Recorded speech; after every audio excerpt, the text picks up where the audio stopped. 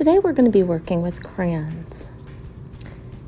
You can use crayons in many ways. You've probably been using crayons for a very long time since you were young, maybe in coloring books, maybe to draw with. Today we're going to learn some new ways that you can use crayons in your art or to make art. First, we're going to make some lines using the tip of our crayon. What kind of lines can we make? Well, we can make straight lines. Those are lines that have no bends. Next, I'm going to make a curved line. This is just going to have one curve, like a rainbow. Next, I'm going to take another crayon to make a wavy line. I think of a wavy line like rolling waves in the ocean.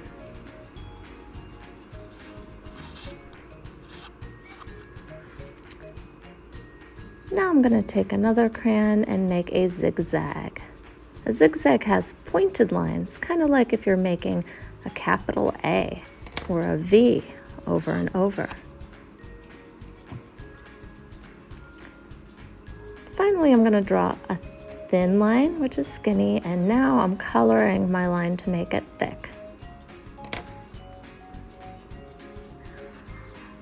Then if I can think of any other kinds of lines, I might draw those. I think I'm going to make a curly line. What other lines can you think of to make? Next, we're going to flip our paper over. Sometimes crayons break, but we don't want to throw those away. We can keep them. And once the peelings are off, we can use them to color on their side. So you're going to push down and rub back and forth with your crayon on its side. We're not using the tip this time.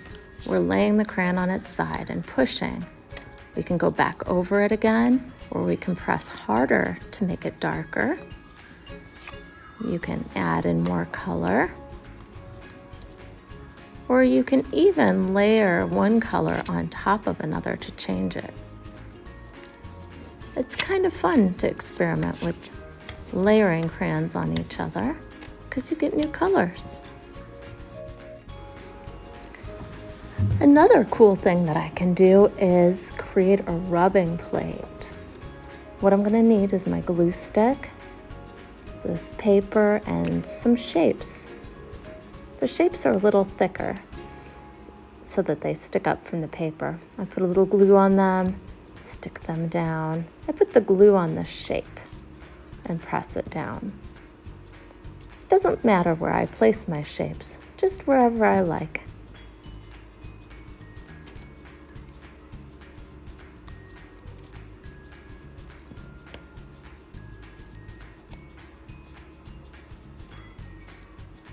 Next, I need to make sure my cap goes back on my glue stick. I could set that to the side because I'm finished with it. Press my shapes down to make sure they're not going to move around. And I get my new sheet of paper. This one I'm going to color completely. I place it over my rubbing plate, feel for my rubbing plate, and use the side of my crayon to lightly go over my rubbing plate. How cool. See how the shapes show up from underneath? I can move my paper around and use different colors, let them overlap. That means have one rubbing on top of the other. I can also use the tip of my crayon for a different look. Wow, that's fun.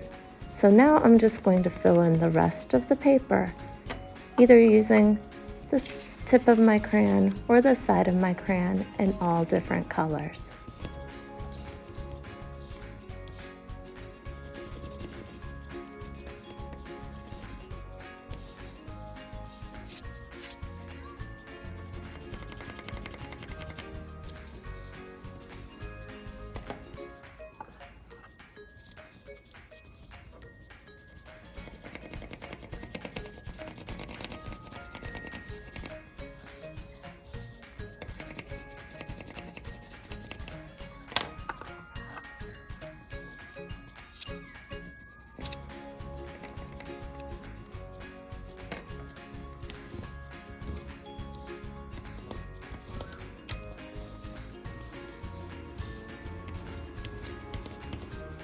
I'm filling in all the rest of the white spaces. Get my little corner there. And now I have a beautiful piece of art.